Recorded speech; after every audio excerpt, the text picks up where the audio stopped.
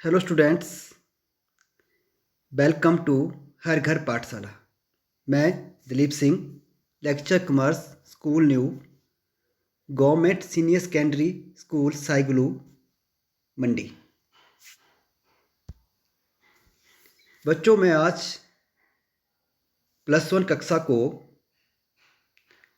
Business study पढ़ाने जा रहा हूं और मेरा आज का टॉपिक है कंपनी ऑर्गेनाइजेशन, कंपनी संगठन। बच्चों, पिछले कल वाले वीडियो में हमने पढ़ा advantages of company organisation, limitation of company organisation and difference between company and partnership. और आज हम पढ़ेंगे types of company. Private company as per section 2 subsection 68 of the company act 2013।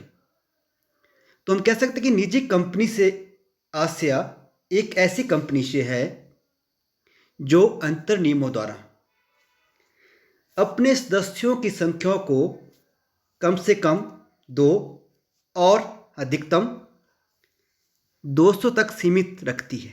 जैसा कि आप पिक्चर देख रहे हैं, तो एक निजी कंपनी को स्थापित करने के लिए कम से कम 2 व्यक्तियों की आवश्यकता होती है। अगर हम अधिकतम बात करें, मैक्सिमम नंबर, तो 200। सेकंड है आपका मिनिमम कैपिटल।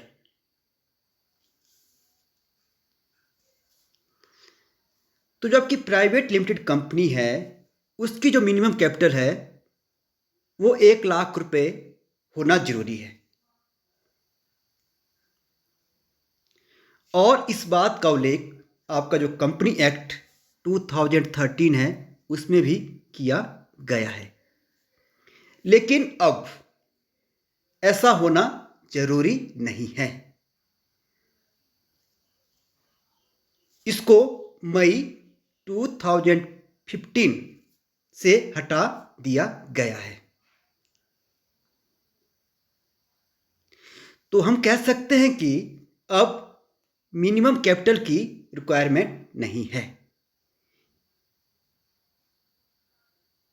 इतना जरूर लिखा गया है कि एक प्राइवेट कंपनी जो paid up share capital article of association में लिखी है उतनी होनी चाहिए। तो जो मिनिमम कैपिटल है उसका उल्लेख जो आपका आर्टिकल ऑफ एसोसिएशन है उसमें किया जाना चाहिए। तो जब हम एक कंपनी का रजिस्ट्रेशन करवाते हैं तो उस टाइम आर्टिकल ऑफ एसोसिएशन और मेमोरेंडम ऑफ एसोसिएशन बनते हैं और इनको रजिस्ट्रार के कार्यालय में भी जमा करवाना पड़ता है। इसलिए जो आपका आर्टिकल ऑफ एसोसिएशन है उसमें जो पेड अप शेयर कैपिटल लिखी होगी वही कंपनी की मिनिमम कैपिटल होगी। Number 3, transfer of share. तो एक जो निजी कंपनी होती है वह सदस्यों के अंश हस्तांतरण के अधिकार पर प्रतिबंध लगाती है, जैसा कि आप पिक्चर में देख रहे हैं।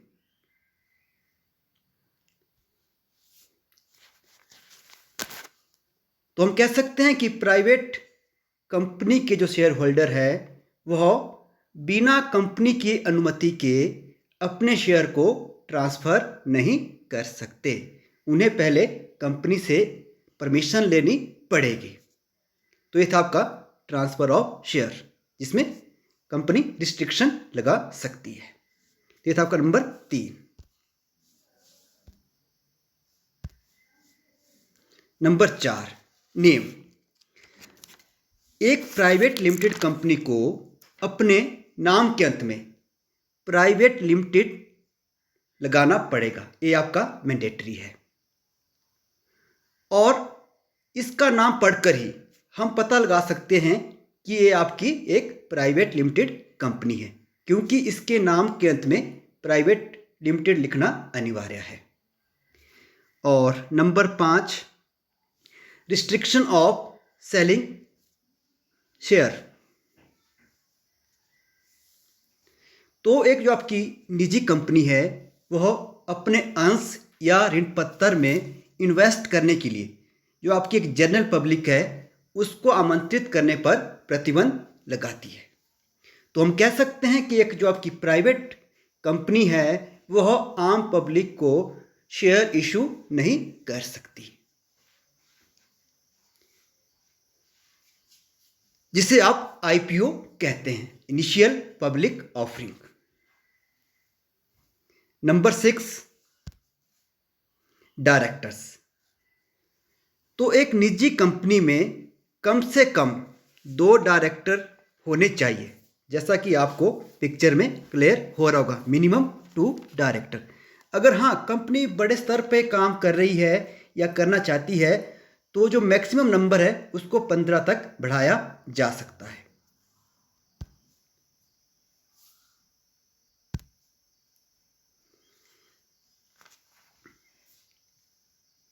अब आप देख रहे होंगे list of private limited company in India. तो इस लिस्ट में जितनी भी कंपनीज हैं उनके नाम के अंत में प्राइवेट लिमिटेड शब्द का इस्तेमाल किया गया है। तो हम कह सकते हैं कि ये प्राइवेट लिमिटेड कंपनीज है। नेक्स्ट है आपका पब्लिक कंपनी, सार्वजनिक कंपनी। तो public company as per section 2 subsection 17(1) of Indian company act 2013, एक public company means a company which is not a private company. तो सार्वजनिक कंपनी का आशय एक ऐसी कंपनी से है जो निजी कंपनी नहीं है। तो अभी हमने काफ़ी डिटेल में निजी कंपनी के बारे में पढ़ा। अन्य शब्दों में एक सार्वजनिक कंपनी वह है जिसके अंशों के हस्तांतरण पर कोई प्रतिबंध नहीं होता, ट्रांसफर ऑफ शेयर। आप पिक्चर देख रहे होंगे, तो जो ट्रांसफर ऑफ शेयर है उसके ऊपर कोई रिस्ट्रिक्शन नहीं है। एक शेयर होल्डर बिना किसी परमिशन के अन्य शेयर होल्डर की अपने शेयर को ट्रांसफर कर सकता है। तो हम कह सकते हैं कि सार्वजनिक कंपनी में शेयरों के ट्रांसफर के ऊपर कोई प्रतिबंध नहीं है।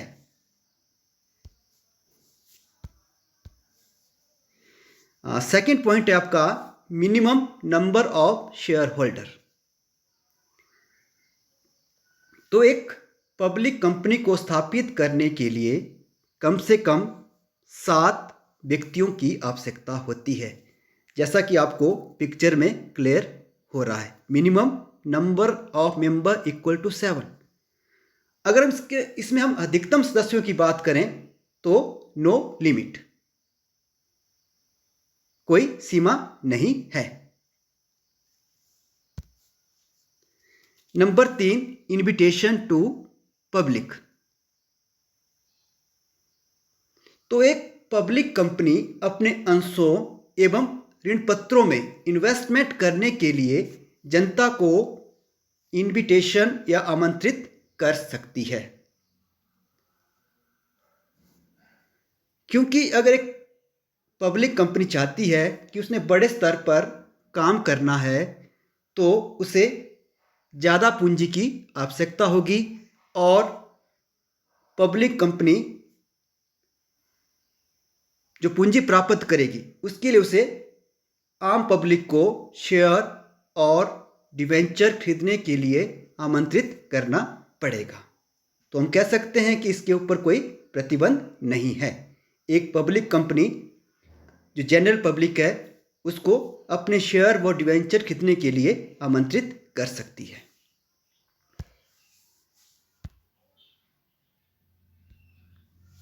Number 4, directors. तो एक पब्लिक कंपनी में कम से कम 3 डायरेक्टर होना जरूरी है,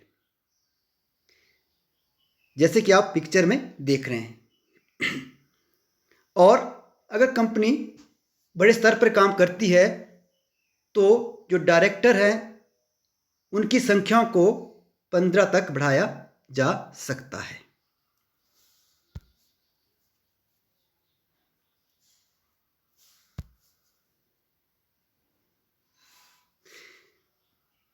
पेड अप कैपिटल, चुकता अंश पूंजी। अब जो पब्लिक कंपनी होती है उसकी पेड अप शेयर कैपिटल कितनी होगी, ये आपकी प्रेस्क्राइब्ड होगी इसके आर्टिकल ऑफ एसोसिएशन और मेमोरेंडम ऑफ एसोसिएशन में। जब हम एक पब्लिक कंपनी का रजिस्ट्रेशन करवाएंगे तो उसमें जो मेमोरेंडम ऑफ एसोसिएशन है, जो आर्टिकल ऑफ एसोसिएशन है और जो प्रोस्पेक्टस है, उसको भी रजिस्ट्रार के कार्यालय में सबमिट करना पड़ता है।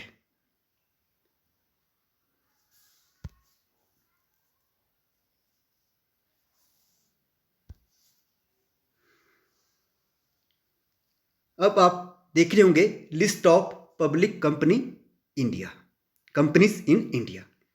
तो जो आपकी पब्लिक कंपनी है उनको भी अपने नाम के अंत में लिमिटेड लिखना अनिवार्य है। जैसे आपका Bharat heavy electrical limited, Bharat petroleum corporation limited, coal India limited. अब नेक्स्ट है आपका difference between private company and public company.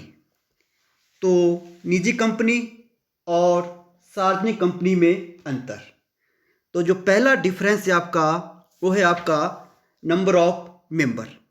तो जैसा कि हम लोग जानते हैं एक निजी कंपनी को स्थापित करने के लिए हमें कम से कम 2 सदस्यों की आवश्यकता होती है और जो अधिकतम सीमा है वो आपकी 200 है। अगर हम सार्वजनिक कंपनी की बात करें तो न्यूनतम 7 व्यक्ति और अधिकतम कोई सीमा नहीं है, नो लिमिट। सेकेंड डिफरेंस है आपका नेम।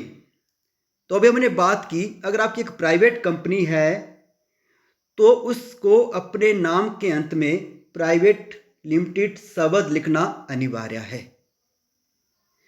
अगर आपकी पब्लिक कंपनी है तो उसके नाम के अंत में लिमिटेड शब्द लिखना अनिवार्य है।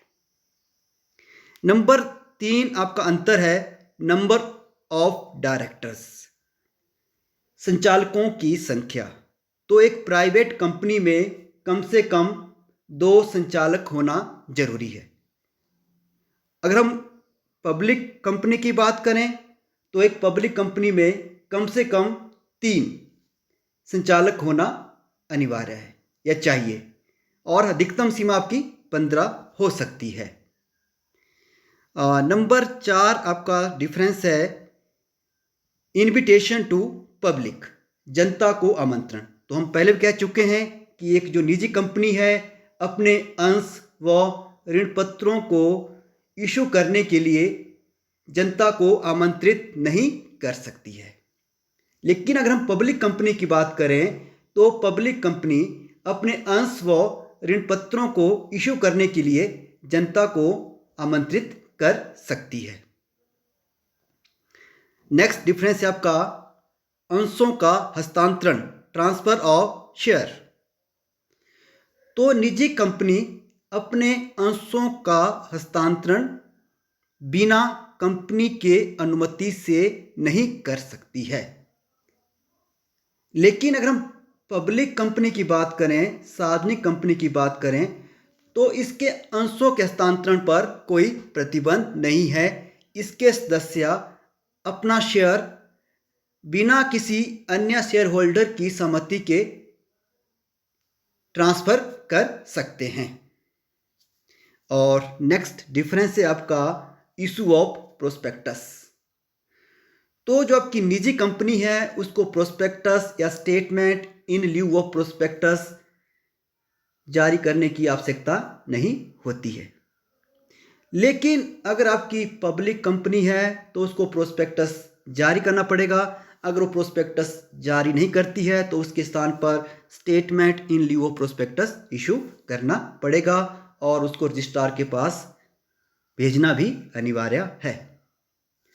नेक्स्ट है आपका स्टैच्यूटरी मीटिंग, वैधानिक सभा।